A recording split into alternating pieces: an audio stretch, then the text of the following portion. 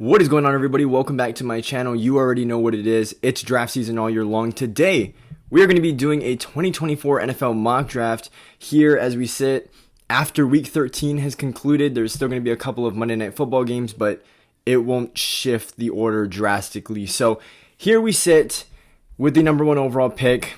I may have messed up on the recording earlier, but we did go with Caleb Williams here for the Chicago Bears. Now, more recently, Justin Fields has been playing better in weeks prior and years prior. So I don't know if he's going to do enough to close off the season to convince the Bears to stick with him as the potential franchise quarterback of the future. But what I do know for certain is I do think that Caleb Williams will be a better player when it's all said and done. And so despite the improvement that we've been seeing from Fields, I just don't think it's going to be enough to pass up on a prospect like this because that could end up being a huge mistake for the Bears. So, I don't know how much longer this Justin Fields experiment goes on, but here in this mock draft, they're going to replace him with Caleb Williams. We move on here to the New England Patriots. Let's go with Drake May here out of North Carolina. I think the Mac Jones experiment is over. Another quarterback from that 2021 NFL draft class that just hasn't really panned out. I think they also need to go out and get a new offensive coordinator while they're at it. Bill O'Brien has just not been the solution there in New England. So they just need to start over again. And they got to get a new signal caller. So you go ahead and get Drake May.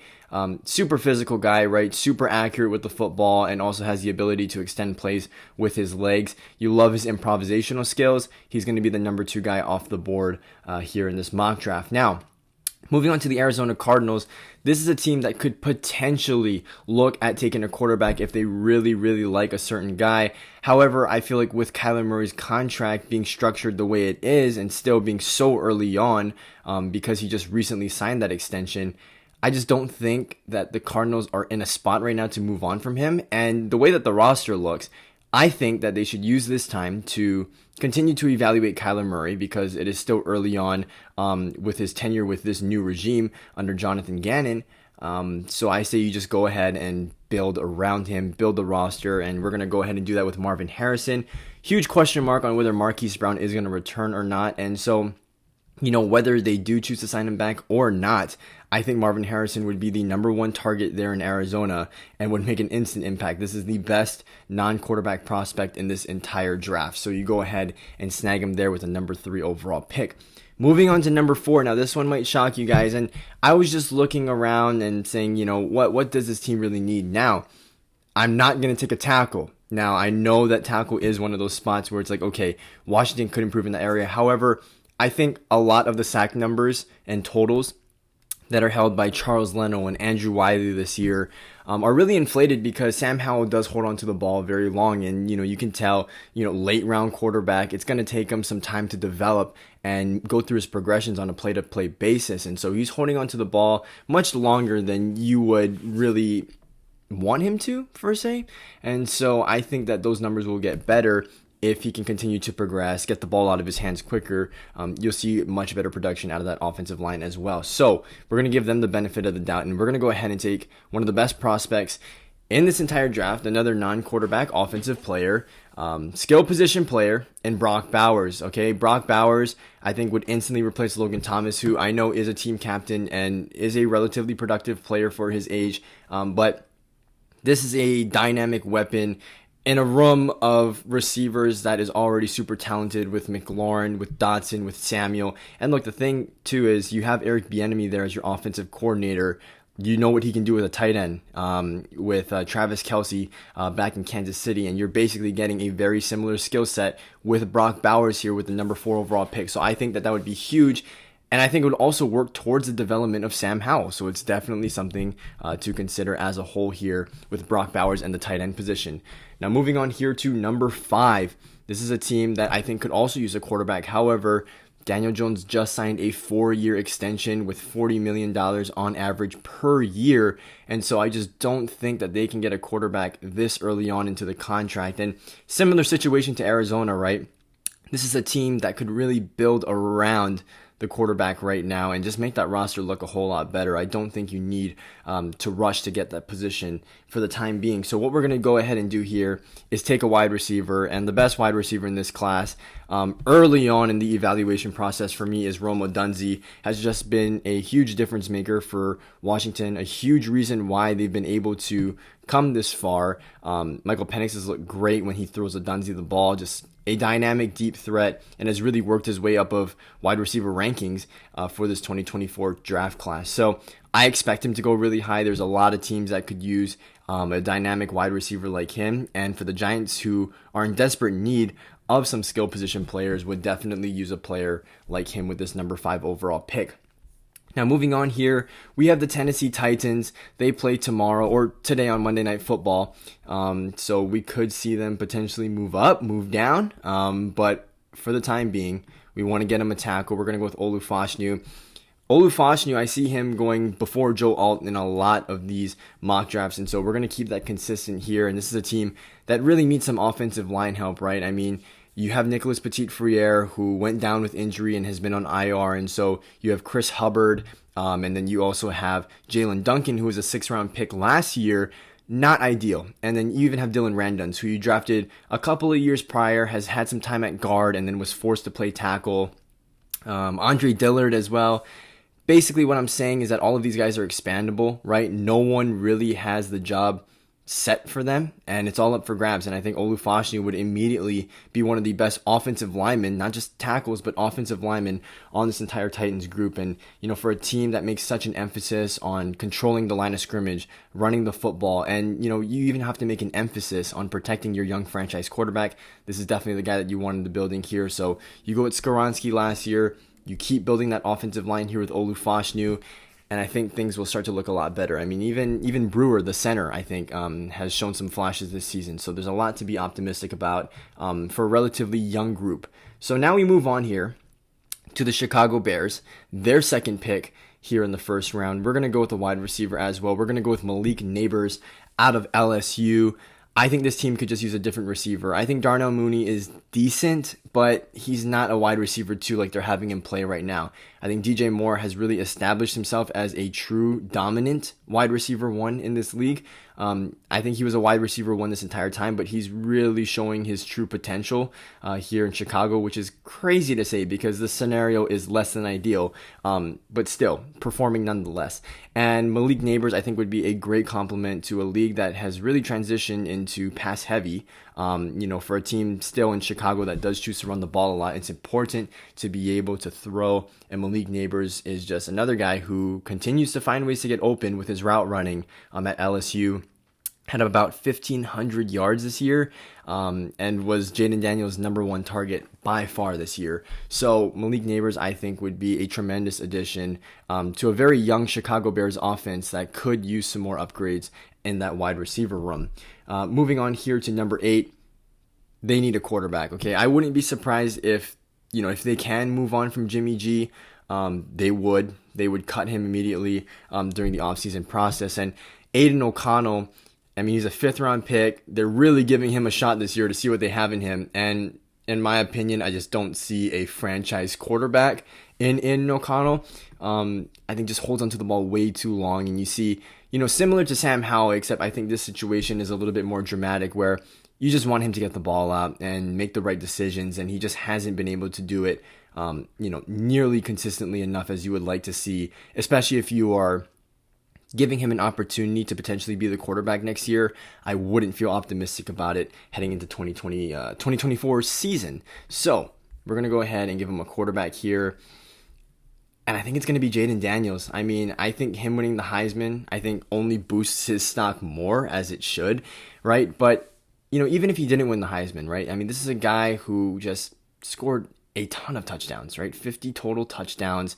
He is just as much of a threat in the air as he is on the ground, but is a guy who has continually progressed throughout his career. From his time at Arizona State, he was already good, right? A 4-star prospect coming out of high school, but then got his chance to transfer to LSU 2 years ago and has only gotten better every single year despite the competition, getting even better in the SEC. So I just like the track that he's on, the skill set that he provides, and for a team in the Raiders who desperately need some quarterback help, I think that they have a really talented guy. Whether they decide to go with a Jaden Daniels or like a Michael Penix, you're in good hands. So I like this pick here for the Raiders. Quarterback's the most important position. And it's different, right? Because you have guys like Kyler Murray and Daniel Jones, and those respective franchise gave those guys big extensions because they believe in them. Right now, the Raiders are not truly committed to anyone. They benched Garoppolo halfway through the year despite giving him the money, and it's not as long of a contract. He's only going to have 2 more years after that. So I think that this could make sense for the Raiders. Here, moving on to the New York Jets, we're going to go ahead and give them an offensive lineman as well. Give them Joe Alt, okay? They need to go out and get themselves a tackle as well. They just need another guy to pair alongside Mekhi Becton and just be those 2 staples at the end of the offensive line to protect Aaron Rodgers when he comes back. I mean, look, we knew that the offensive line was going to be the downfall of the team if there was any this year. And sure enough, that played out and in the worst way imaginable. And I doubt they want to see that happen again. So you got to go out and get an offensive lineman to keep Aaron Rodgers upright and make the throws that you paid him to make when you traded for him earlier on this offseason. Okay, moving on to number 10 here. A lot of options here for the Chargers. However, I think I do want to go with a cornerback here. We are going to go with Kool-Aid McKinstry out of Alabama. Most consistent cornerback in this class, and I don't think it's close. I mean, as a collegiate prospect, of course, I mean, things are subject to change once they get into the NFL, but I think this is a team that doesn't really have that number 1 corner, and I think Kool-Aid McKinstry could come in and immediately be that guy, and I think him and Asante Samuel would really complement each other well. A lot of needs. I think you could also go tackle in this situation, but with Joe Alt and Olu Fashanu going off the board, who have really been the consensus top 2 tackles in this year's class, I don't know if you go, with the guys like Taliese Fuaga, J.C. Latham, Amarius Mims this early into the draft. But I think Kool-Aid McKinstry is definitely one of those guys that could sneak into the top 10, and I think makes a ton of sense here for the LA Chargers. So that's what we're going to go ahead and do there. This NFC South, I mean, the movement's going to be insane because you have 3 teams right now who are at 6 and 7 and fighting for that NFC South title. So, I mean, it's going to look different week to week if you're continuously watching mock drafts. But here, for the Atlanta Falcons, they really need a quarterback. So we're going to go ahead here and take Michael Penix out of Washington.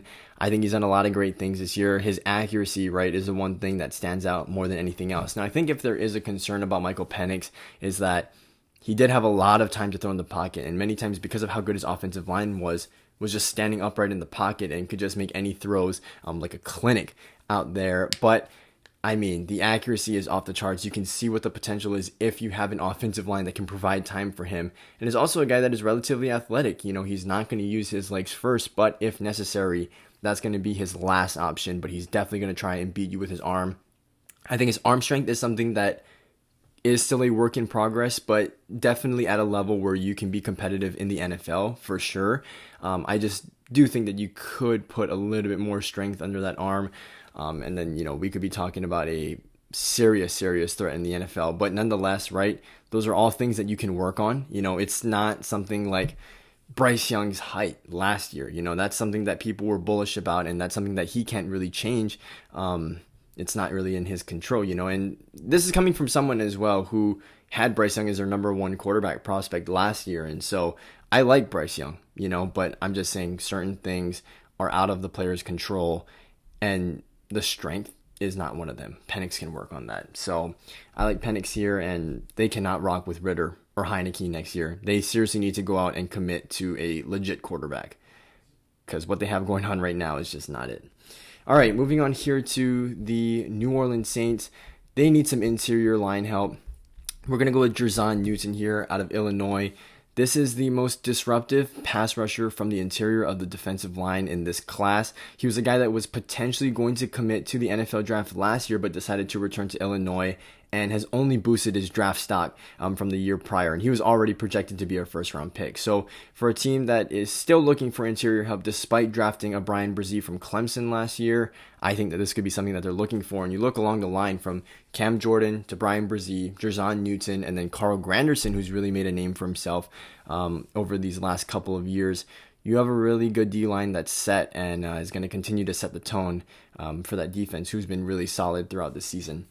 Now moving on here to number 13, we have the Seattle Seahawks. And this is a team that I feel like is a lot higher in the draft than I had anticipated them, because a few weeks ago they were in the playoff race, and now it seems like they're just trending in the wrong direction, just stacking up losses here. So what we're going to go ahead and do here is take Laiatu Latu out of UCLA. Okay, just an insane amount of pressures racked up this year.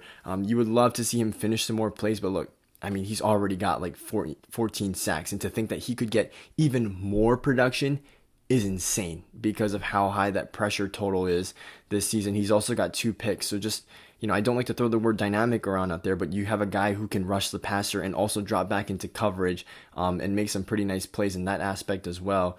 Laiatu Latu is going to be one of those edge defenders that teams are really looking at this year. Very interesting prospect coming out of UCLA. Was a guy who was ultra productive last year as well, and has only maintained that production this year. So I like him here for a team that is still looking for some consistent pressure off the edge. Moving on here to number 14, we have the Los Angeles Rams. Now, it says that they need a quarterback, but if I'm not mistaken, I think it's going to be 2026 or 2027 when Matthew Stafford's contract expires. So I think it's still a little bit too early to think about that quarterback position, but we could use another tackle on this team. So what we're going to do here, and this is a tough one because I don't have a set board yet. Man. I really like Armarius Mims in this situation. However, he is a really big dude, and I know that the Rams like to go a little bit more agile across their line. So I think what I'm going to do here is I'm going to take Taliese Fuaga, right? Ended up being an All-American this year out of Oregon State. Has one of the higher pressure totals. I think it's about 14 pressures that he's given up this year amongst this group, but didn't give up any sacks. So that's, really promising in terms of his production. But because LA likes to go with a more agile type of offensive lineman, this guy standing at about 6'5", 315 pounds. It's a rough estimate of his measurables. I think that this could be a scheme fit, and then also would definitely fill a need and would be a day one starter for this team, who I think is still missing another tackle. They've done a great job of cleaning up this offensive line, by the way, right? Brian Allen was that one consistent piece at center, but you go out and get Steve Avila in the second round last year, and then you even get Kevin Dotson in free agency. Just great job of reworking the line with the minimum resources that they did have last year, but really nailed it on the head with last year's draft and free agency class. So the Rams, man, they got something going on there. Les Snead, I have to say, props to him, because he built a super team, and we saw the collapse. It was inevitable, with the guys that departed from the team. But yeah, I mean, they're making a quick recovery, in my opinion. I wouldn't be surprised to see them contending, in the recent years, or even this year. They looked really strong against Baltimore as well. So I wouldn't consider their season to be over, despite them being at 6-7 as we're recording this. Now we move on here to number 15 with the Arizona Cardinals here. This is another team where I think you could potentially take a look at drafting an edge rusher here. You already got Marvin Harrison earlier. Who do we want to go with here? What we're going to do here, and this is for the purpose of scheme fits, we're going to go with Jared Verse. Now, Jared Verse, I expected him to do a little bit more this year. The production is still there. He's got a good number of production, but I just think that there's something missing. I don't know what exactly it is, but I just think that he can do more. And so I think because the ceiling is there, this is going to be a very intriguing prospect for people to evaluate and look at as this process goes on.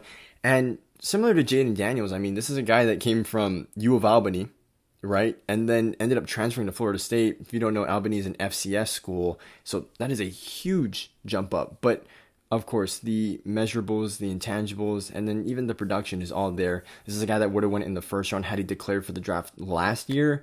So I think because this guy, 3-point stance, hand in the dirt, not really an outside linebacker, he's going to fit the scheme of what Arizona is looking to do there with Jonathan Gannon. And if anyone knows the importance of getting a good rotation of defensive linemen, it's going to be Arizona and Jonathan Gannon, who coordinated that defense last year in 2022 for the Eagles. He knows how important it is to get some really good edge rushers in the rotation, and so that's what they're going to go ahead and do there for the Cardinals at pick 15. Speaking of another team that needs an edge rusher, we're going to go with Dallas Turner here for the Denver Broncos. Dallas Turner has really kicked it up a notch, right? The production wasn't there last year.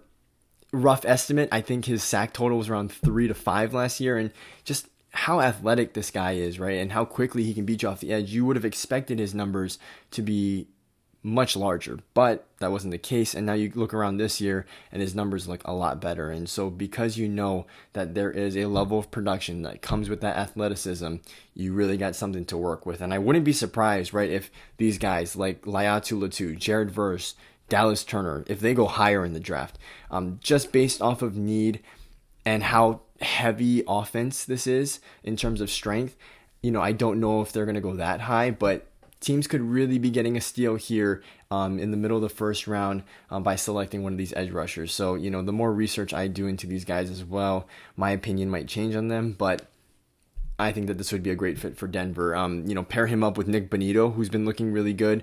Their second round pick out of Oklahoma. So very, very interesting stuff going on in Denver. They are trending in the right direction, in my opinion. Now, moving on here to number 17. Ooh, this is an interesting one. Buffalo. I mean, just looking at these needs, I don't necessarily agree with all of it. However, I do think that they will need a wide receiver. I don't think they're going to bring back Gabe Davis. And if they do bring back Gabe Davis, then that means Stephon Diggs is out. They're either going to keep one or the other. So I think that they're going to need another receiver. I don't think Khalil Shakir can really be that wide receiver too. So we're going to go ahead here and take Keon Coleman out of Florida State. Now Coleman, physical beast, right? Standing about 6'4", 215, and he's really got some jets. But the production is not there at about 600 yards this year for Florida State. Just very underwhelming in the production category. But you just look at this guy and it's like, damn, like this dude could be a serious mismatch in the NFL. So I would like his chances here to play instantly in Buffalo.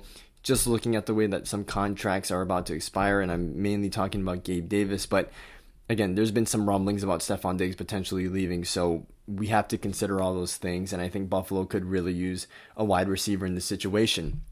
Now here for the Cincinnati Bengals, we're going to go ahead and take Amarius Mims out of Georgia. I don't see them replacing their Alabama tackle in Jedrick Wills with another Alabama tackle in J.C. Latham. So we're going to go ahead here and take Mims and continue to invest in protecting Joe Burrow. It still hasn't been pretty despite all of the resources in free agency and in the draft that they've used to try and protect Burrow. It still hasn't been pretty. So you still need to get some guys in there that can make that happen. Amarius Mims for Georgia hasn't given up a single sack this year for the Bulldogs. So that is very, very good production out of him. And he's a much bigger guy too. All right, he's going to beat you with power, 335 pounds. Very, very solid tackle. So I like this here for the Cincinnati Bengals, who really need to put an emphasis on protecting Joe Burrow. Okay, number 19 here, Tampa Bay Buccaneers. They need a quarterback. Go ahead here. Take Bo Nix. Bo Nix, I think, is going to fall in the draft just because of the system that Oregon runs. It is so heavy in the RPO system, and that is just it's not easy to evaluate a quarterback on how well they can read a defense if a lot of the plays that they're running is reliant on RPO. It just makes it so much simpler for the quarterback to break down a defense. And you just don't have that same ability in the NFL, right? You can run the RPO occasionally, but there is no heavy RPO styled offenses in the league because defenses are, innovating and finding ways to get rid of it. And so Bo Nix, I think, still has enough talent in terms of arm strength, IQ, just physical talent to go in the first round. And so I don't think he's going to fall as much as a guy like Matt Corral, who came in an RPO-heavy style offense coming out of Ole Miss back in 2022.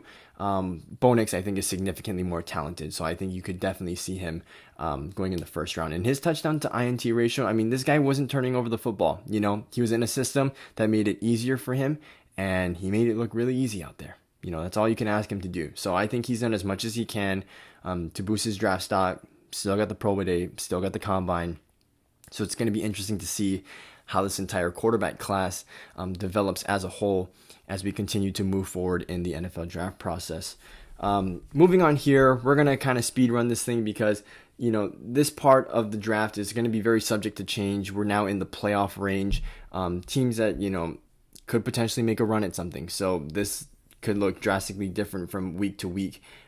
based on who is and who isn't in the playoffs. So we move on here to number 20, Green Bay Packers. This is a team that typically goes on the defensive side of the ball, and I don't see that changing. And because Eric Stokes is going to be a potential free agent, if I'm not mistaken, I think that they can go ahead here and take a cornerback in this situation. And with Nate Wiggins being the best on this board, we're going to go ahead and take him there out of Clemson.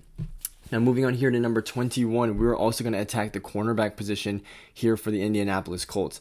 I don't agree with this. You still have a young group, right? Michael Pittman, Alec Pierce, and then Josh Downs. So I don't really see that. The O-line, I think Bernard Raymond, I think he's been playing good enough, right, to keep him as the left tackle for this team. Maybe you could replace a guy like Will Fries, but there's no guards that I think would necessarily fall into this range in the first round. So let's go ahead and take a cornerback here, and we are going to go with Cooper DeJean here. He brings an element of athleticism that you don't really see from white guys, because typically white guys are not playing cornerback in the NFL, but Cooper DeJean I think will be an exception and will go in the first round here. You look at him statistically, his passer rating when thrown at is extremely low, and I think is giving up, I want to say near 50% completion percentage when thrown at, which is a very, very good number. And then also just not a ton scored on him as well. So he's a very productive player out of Iowa and has also proven to be a threat in special teams as a punt returner as well. So Cooper DeJean there for the Indianapolis Colts. Here for the Minnesota Vikings, they would have loved to have a quarterback here, but looking at this list, I don't see any more guys on here going in the first round. So the Vikings are not going to reach. They're going to go ahead here, build up that roster around them. Go with Braylon Trice here out of Washington. You take a look at the free agent class coming up for the Minnesota Vikings. You have your three main guys potentially to be free agents this year. Danielle Hunter, as a Vikings fan, I would love to see him come back. Are they willing to pay him the money and give him a long-term extension to tie in with that? I'm not sure. I don't think Marcus Davenport is coming back, considering how little he's played this year, which was highly anticipated, knowing his history in New Orleans. And then even DJ Wanham is set to be a free agent this year. So they're going to need some edge presence, and I think Braylon Trice would be a great addition to a defensive roster that is really lacking right now, but is very productive nonetheless. So, I mean, if they had good players to go along with it, man, that would be something for the Vikings. Okay, 23 here. We're going to go with J.C. Latham. Dan Moore. Seriously? Why is this guy still playing? That's all I have to say. J.C. Latham and Broderick Jones, those are your two tackles of the future. We'll leave it at that. Here for the Houston Texans, let's go with the wide receiver here, Emeka Egbuka. We bring him back with C.J. Stroud. His best season came last year with C.J. Stroud at quarterback, over 1,000 yards that year. So if you bring that duo together, I mean, you're going to have Nico Collins, Tank Dell when he comes back, and Emeka Egbuka with one of the rising stars in the league in C.J. Stroud. No complaints here. Okay. Another team who really needs a wide receiver, we're going to go ahead here and take Adonai Mitchell. This guy, I think, can just replace Kadarius Toney for good. I mean, and they just need someone to step up at wide receiver, and no one really has. But I do think, right, you have Adonai Mitchell, and then you do have Rashee Rice.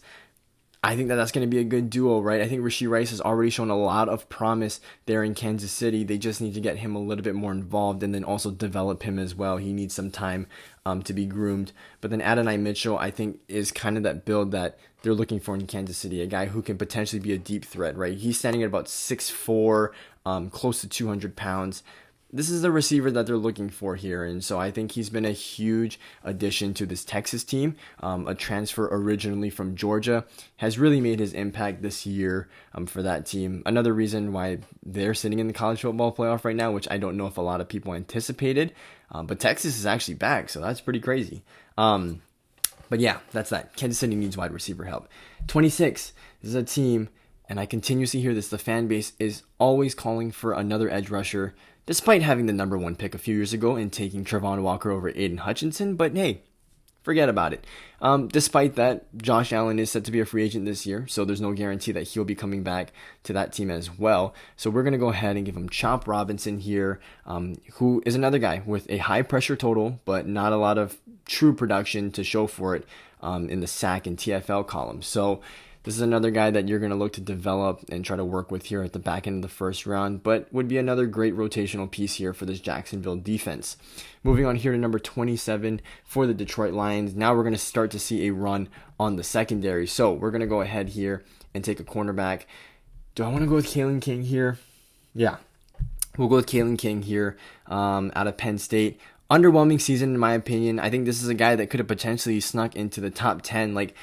We're talking like a JC Horn type. JC Horn really boosted his draft stock in his last year at South Carolina and then through the pro day process. And so I thought that Kalen King could have potentially been that type of player this year, but just a very underwhelming season. And so you're going to see him most likely here at the back end of the first round, maybe even the early second. But again, this is a very, very early projection. We're still in the middle of the NFL season. So again, things are very, very subject to change, but that's just where it stands at the current moment. 28 here. We have the Philadelphia Eagles. This is another team that I think could use some cornerback help. And so what we're going to go and do here is take Kamari Lassiter out of Georgia. I mean, if it wasn't clear and obvious already, they love to take guys from Georgia, right? Jalen Carter, Jordan Davis, Nakobe Dean, Nolan Smith. The list goes on. And so Kamari Lassiter would just add to that list. I'm not saying that I'm just taking him just because he's from Georgia, but is actually pretty productive as a player as well. Go look into it. Just the completion percentage when thrown at, it's not terrible, right? And then also just has a fair share of interceptions as well. If I'm not, sorry, talking about the wrong guy. It was the no touchdowns given up. That was the standout right there. But look at that. I mean, giving up 17 receptions on 42 targets. So at least I was right about that. I was just talking gibberish. There's a lot of corners coming up, and so I got my information mixed up right there. But that's that. Moving on here to number 29. I think this team could use a safety, right? So you're going to have Deshaun Elliott be a free agent this year. So I think you're going to need to replace him. And you might be thinking, hey, sign back Deshaun Elliott. Great year. But the way that the contracts are about to come up for Miami, right? You still got to sign Tua to a long-term extension. Potentially Jalen Waddle. Do they do that even though they're giving Tyreek $30 million a year? You have Javon Holland, right? So a lot to think about, and I just think you have to let some guys walk. So what we're going to go ahead and do here is we're going to give him Cameron Kitchens, keep him in Miami, and play that safety spot there for whoever he ends up replacing. Now for Dallas here, we're going to go with a cornerback as well in this situation. So just a run on the secondary here in the back end of the draft. And what we're going to do here is take Terrion Arnold. Now, this is a guy that I was talking about with the high interception total, right? So Terrion Arnold is very aggressive, and that's the style that they like at cornerback. 5 interceptions this year, 2 touchdowns given up, but still very aggressive football player. And look at the difference from 2022 to 2023, 52.5 passer rating when thrown at. So there is a lot to like with Terrion Arnold, right? He's going to be an aggressive guy who's going to go after the football in the air, and will give up a couple of touchdowns. But at the end of the day, right, we know how big those turnovers can be, especially with Dallas, since we're talking about it right now. I mean, Deron Bland has been such a difference maker because of his ability to turn over the football. And same goes with Trevon Diggs, right? You live or die with these guys, but more often than not, you're going to live, and you're going to live to see another 100 years because these guys, truly game changers. I mean, the way that they're able to find the ball in the air and then even score on their own as well has just been a huge difference maker for Dallas in these past couple of years under Dan Quinn. So I think Terrion Arnold would be no different here in this situation. Moving on to pick 31, we're almost done here. This is another team I hear the fan base consistently complaining about the corners. We're going to go with Josh Newton here out of TCU. Travarius Ward, not really worth the money, has been slightly underwhelming for what it's worth. I mean, was a very, very solid man-to-man corner coming out of Kansas City, but has just not been the same player here for whatever reason.